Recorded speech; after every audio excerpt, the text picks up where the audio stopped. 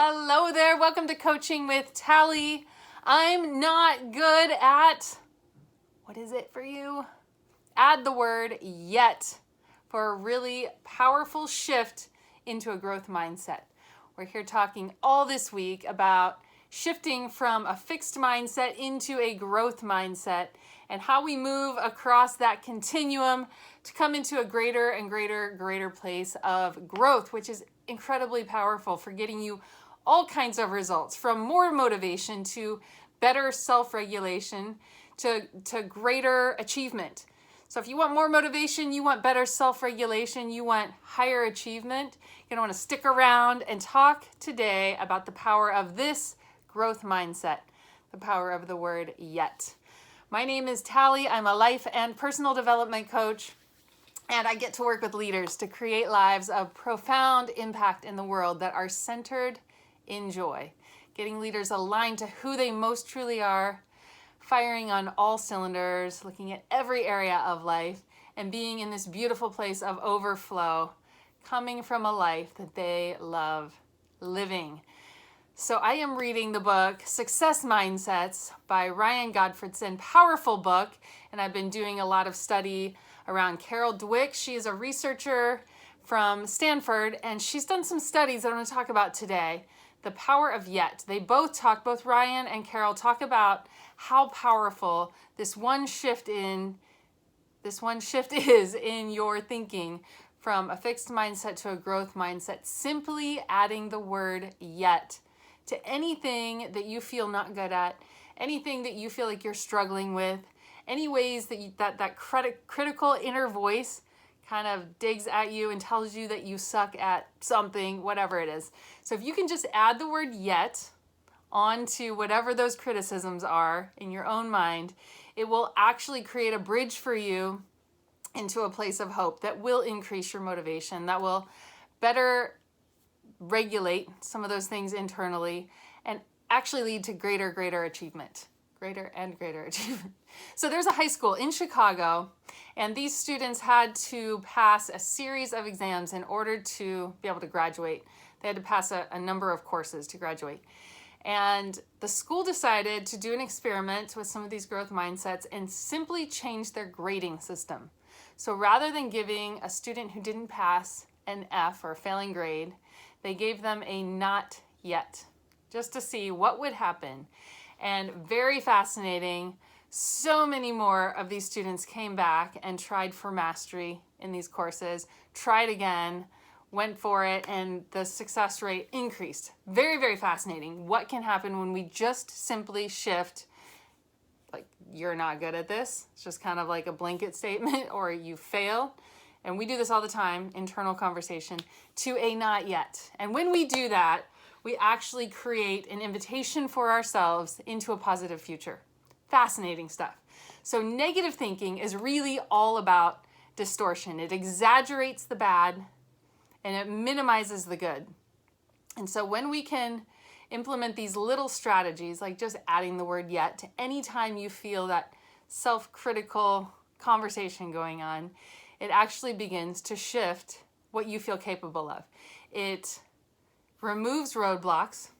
It removes like a hopelessness that we can tend to walk in, yet means that your intelligence is not up for judgment. It's not measuring your intelligence. It's not measuring your talent. It's not measuring your abilities. It's measuring your effort. It's measuring your courage. It's measuring your choices. So it's not about who you are. It becomes about what you're going to lean into, what you're going to choose, what you're going to do. And when you start measuring yourself based on those things, powerful things happen. So when you stop measuring who you are, that keeps you in this fixed mindset place. Oh, I'm not good at this series of things. Oh, I'm not intelligent enough to, I'm not talented enough to, I don't have the ability to, whatever those things are. I'd actually like you to think of one of those things right now, at least one. One of those things that you regularly run up against, that you're frustrated by, an inability that you feel like you have to accomplish a certain task, to do a certain thing. Maybe it's something you regularly just have to do in order to do your job well, or I don't know, maybe it's something with finances, or maybe it's something relationally, or maybe it's something in your health, and you're just like, I clearly do not have the capacity to, like you have that kind of negative self-talk. I really suck at. What is one thing you've told yourself that you're not good at? I want you to say that in your mind right now. I'm not good at. What is the thing? And now add the word yet. Add that. Say that same sentence and add the word yet. I'm not good at yet. And just notice what begins to shift for you. So when we have negative thinking, it's all about distortion. It's all about exaggerating the bad, minimizing the good. And when we get into growth mindset, it invites us into a positive future. So when we add the word yet to that thing that we think we're not good at, it invites us actually to lean into new strategies. It invites us into greater effort. It invites us to get out of our comfort zone. Do you know that every time you get out of your comfort zone, you actually are making stronger connections at a neurological level? Your brain is actually strengthening connections. Every time you step to that edge and go out of your comfort zone, you actually are strengthening your brain at a neurological level. You're making new connections in your brain. It's really cool. They did biofeedback, which is a way of measuring brain activity. So they took a group of kids that were in a fixed mindset, had a lot of indicators for being in a fixed mindset.